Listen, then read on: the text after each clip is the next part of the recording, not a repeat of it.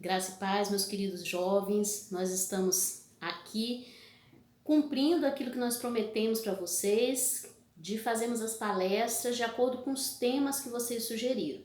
O primeiro tema, escolhas, foi uma sugestão do Alisson e foi apoiado por vários outros jovens e adolescentes. Então nós vamos iniciar o nosso estudo sobre escolhas agora.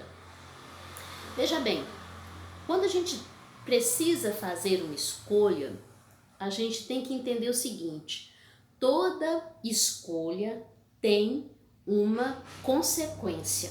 Todas as escolhas terão consequências. Agora, o que a gente precisa pensar é qual é, diante dessas escolhas, a melhor consequência que eu possa ter.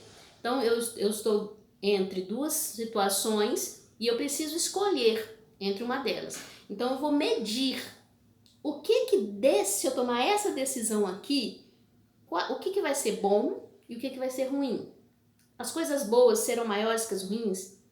Da mesma forma, se eu escolher essa, eu tenho que pensar dessa maneira, entre o que é bom e o que é ruim, qual é o meu retorno maior, para que eu não tome uma decisão, uma escolha, eu faço uma escolha precipitada, que é onde a gente comete os piores erros da nossa vida, quando a gente toma uma decisão precipitada. Então, escolher envolve consequência e envolve esse pensamento sobre essas consequências nas nossas vidas. E falando de Bíblia, e falando de decisões sobre as nossas vidas espirituais, né, nós vamos então entrar em alguns assuntos, na verdade são 4 exemplos, 4 textos da palavra de Deus que vão nos exemplificar sobre essas escolhas que podemos fazer. E na questão espiritual, existe sempre uma grande diferença. Aquela escolha que eu faço, ela me traz um resultado momentâneo ou ela me traz um resultado eterno?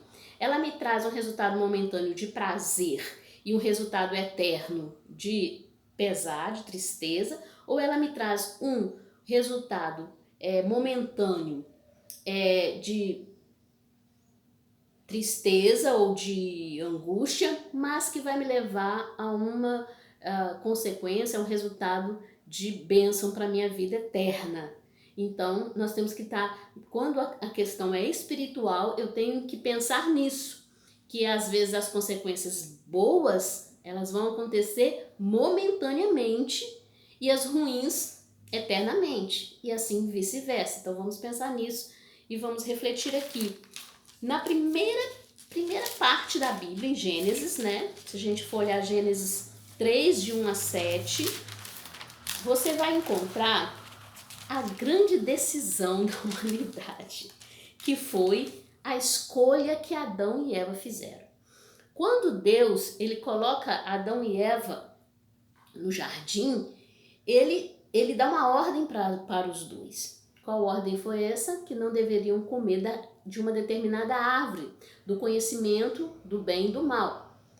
Porém, eles teriam liberdade para comer das outras árvores. Quando a serpente chega para falar com Eva, ela já fala uma mentira. Ela diz assim: o Senhor disse para vocês que vocês não podem comer das árvores do jardim? A Eva vai dizer assim: não, ele não disse isso. Ele disse que daquela árvore do conhecimento do bem e do mal, você não pode comer, que a gente não poderia comer. Então o que Satanás faz? Através da serpente, ele manipula Eva para que ela seja seduzida pela beleza da árvore, ela seja seduzida pela beleza da fruta, como a fruta era agradável aos olhos e etc. Então, Satanás usou dessa artimanha para convencer Eva de que aquilo que Deus havia dito para eles, que se eles comessem da árvore do conhecimento do bem e do mal, eles iriam morrer. E o que Satanás faz? É mentira, vocês não vão morrer. E é isso mesmo que acontece hoje conosco. Satanás está sempre armando uma estratégia para dizer que as palavras de Deus é mentira. Isso não vai acontecer com você não. Isso é mentira. Olha que bonito, olha que bom. Olha que gostoso, como é bom fazer isso. Porém, quando a Eva fez a sua escolha e Adão também faz a sua escolha em desobedecer a Deus, ela não morreu na hora, mas a morte veio para ela e veio para toda a humanidade no sentido espiritual. Então, Deus estava mentindo? Não. Eva teve um momento de prazer ao comer aquela fruta, um momento de emoção, mas ela e Adão trouxeram para suas vidas a morte e tudo aquilo que Deus havia dito que aconteceria mesmo, né? Trouxe o trabalho árduo, trouxe tantas outras coisas que vieram como consequência da escolha que Adão e Eva fizeram.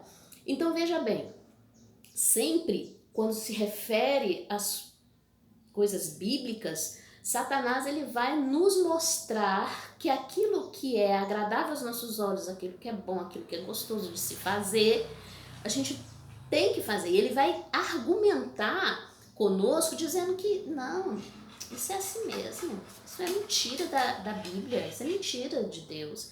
Então a gente tem que entender que Eva e Adão fizeram uma escolha que momentaneamente foi boa para eles, mas que custaram a eternidade, que custaram a vida deles na eternidade. Então eles tiveram a chance de viver ali naquele jardim eternamente, perderam por causa da desobediência, de uma escolha infeliz que eles tiveram.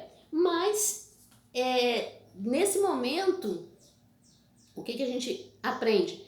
Que Deus dá ao homem a autonomia, a liberdade de escolha. Veja bem, Deus deu uma ordem, Deus fez um pedido para que eles não comessem daquela árvore, mas eles tinham a opção, a escolha de fazer aquilo ou não. Então eles não eram totalmente escravizados a ponto de não ter uma opção. Eles tiveram a opção e eles escolheram pela desobediência, porque Deus deu ao homem essa autonomia de liberdade de fazer as coisas de acordo com a sua vontade, porém vai ter as suas consequências, né? Então desde já Deus dá essa liberdade para o homem escolher. E nós vemos no segundo exemplo sobre escolhas, né? A Caim e Abel. E aí a gente vai ver um outro princípio importante. Em Gênesis 4, de 6 e 7. Então o Senhor disse: por que você está com raiva? Por que anda carrancudo? Se tivesse feito o que é certo, você estava sorrindo. Mas você agiu mal e por isso o pecado está na porta, à sua espera. Ele quer dominá-lo, mas você precisa vencê-lo. Nessa situação aqui, Caim e Abel, eles oferecem a Deus uma oferta e devido ao coração de Abel, Deus aceita a oferta de Abel e não aceita a oferta de Caim. E daí Caim fica furioso com aquilo e ele quer, então, ele olha para o seu irmão de uma maneira diferente, ele fica com raiva do seu irmão, com inveja do seu irmão, devido a essa aceitação de Deus pela oferta de Abel e não pela oferta dele. Mas Deus fala uma coisa muito interessante aqui. Lá em Adão e Eva, ele fala que, ele nos mostra que somos livres para escolher. Aqui ele fala que você pode dominar a sua vontade. Então, Caim começou a ficar com ódio, começou a ficar irado por dentro e tramar um plano para matar o seu irmão. Mas Deus diz aqui que o pecado quer te dominar, mas você precisa vencê-lo. Então Deus mostra aqui que a escolha que nós temos que fazer, a nossa vontade pode ser dominada por nós. Ou seja, se eu escolher, se o pecado está à minha porta, se o pecado está me chamando, eu posso vencê-lo. Eu posso dominar este pecado que está querendo que eu faça uma escolha contra a vontade de Deus. Então aqui nós aprendemos sobre o autogoverno. Lá nós aprendemos sobre a autonomia que Deus nos dá. Agora aqui a gente aprende sobre o autogoverno. Eu posso escolher fazer aquilo que é a vontade de Deus. eu posso escolher fazer o que não agrada a Deus. Porém, tudo isso depende do meu autogoverno. Posso dominar esse desejo, ok, gente? Então, ninguém pode dizer assim que, porque eu fiz isso porque o diabo me tentou. Ele te tentou, mas a escolha foi sua. A decisão de fazer o errado foi sua. Você pode dominar o pecado dentro de você. Se você não fizer isso, você vai pecar. Então, não adianta colocar a culpa no diabo, não adianta colocar a culpa em outras pessoas. Depende da sua escolha. Caim escolheu pecar. Caim escolheu matar o seu irmão. E a consequência veio sobre a vida dele.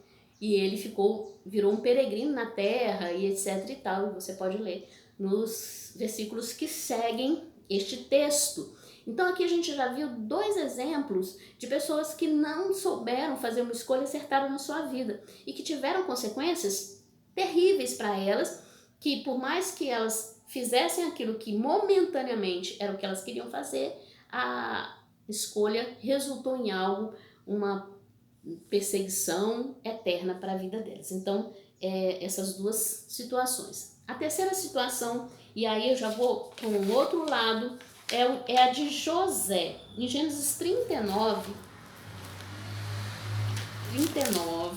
versículos 7 e 9, vai nos contar a história de José, vai falar sobre José, né?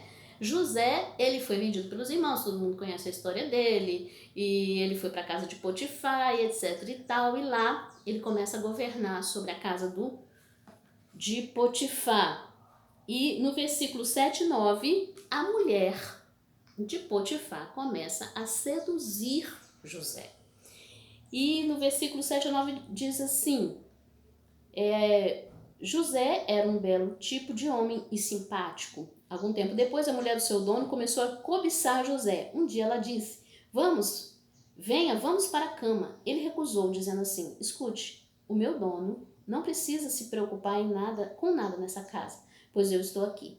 Ele me pôs como responsável por tudo o que tem.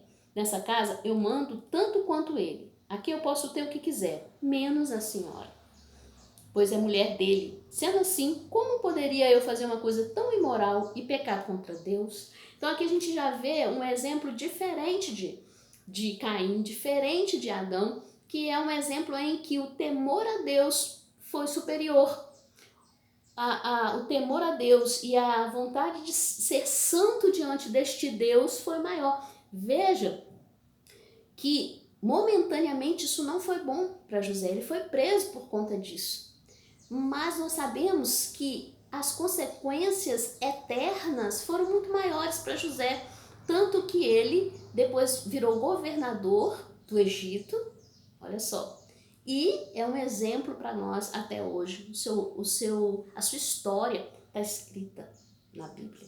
Então, está escrita na Bíblia de maneira exemplar, um testemunho exemplar. Então, vocês vejam só, além de ele não querer pecar contra Deus, ele também não queria ser imoral, cometer algo imoral contra Deus e não desagradar a Deus. Então, nós vemos aqui um outro exemplo, um exemplo bom, um exemplo de que eu posso renunciar, dizer não ao pecado e sofrer ali a tristeza, sofrer a consequência daquilo, mas mais tarde eu receber a recompensa eterna daquela renúncia que eu fiz. Então essa escolha de José foi uma escolha acertada, e se José pôde fazer isso, nós também podemos. Outro exemplo para finalizar é o exemplo de Jesus Cristo. Todos nós sabemos que Jesus Cristo não pecou, mas em Filipenses aí a gente vai fechar essa palavra. Em Filipenses 2, 8 e 9, que é meu texto, um dos textos favoritos da Bíblia. Filipenses 2, 8 e 9 diz assim: ele foi humilde e obedeceu a Deus até a morte de cruz. Por isso Deus deu a Jesus a mais alta honra e pôs nele o nome que é o mais importante de todos os nomes. Veja bem, Jesus escolheu obedecer. E essa obediência de Jesus trouxe para ele o quê? A morte. Ele obedeceu a ponto de morrer por mim e por você. E isso ele fez e Deus o exaltou soberanamente. Então, o que eu posso concluir com vocês? Que quando escolhemos servir ao Senhor, obedecer a sua palavra, podemos ter momentos em que os desejos vão se aflorar, a vontade de fazer aquilo que é errado pode aflorar, mas nós obedecendo ao Senhor, nós iremos ter recompensas eternas. Porém, se nós pecarmos, se nós escolhermos a desobediência, se nós escolhermos nos desviar da vontade de Deus para as nossas vidas, teremos consequências eternas, que é a morte espiritual. Então, qual é a escolha que você faz, vida ou morte? Qual vai aceitar, né? Como diz o hino. A escolha é sua. Não coloque a culpa em ninguém pelas suas escolhas. Então, escolher é normal do ser humano. Graças ao Senhor, nós temos essa liberdade de escolher. Faça a melhor escolha. E a melhor escolha é Jesus Cristo. A melhor escolha é obedecer a Deus. A melhor escolha é agradar a Deus, ao Senhor, temer ao Senhor. Ok? E no próximo estudo, nós estaremos falando sobre sonhos. O Jackson sugeriu o tema sonhos. Então, vamos falar na próxima semana sobre sonhos. Se você gostou dessa mensagem, se você achou que ela é importante para que outras pessoas conheçam sobre esse assunto, dê um like e compartilhe essa mensagem com outras pessoas. Deus abençoe a sua vida. Amo vocês, IBB. Amo vocês, juventude da IBB.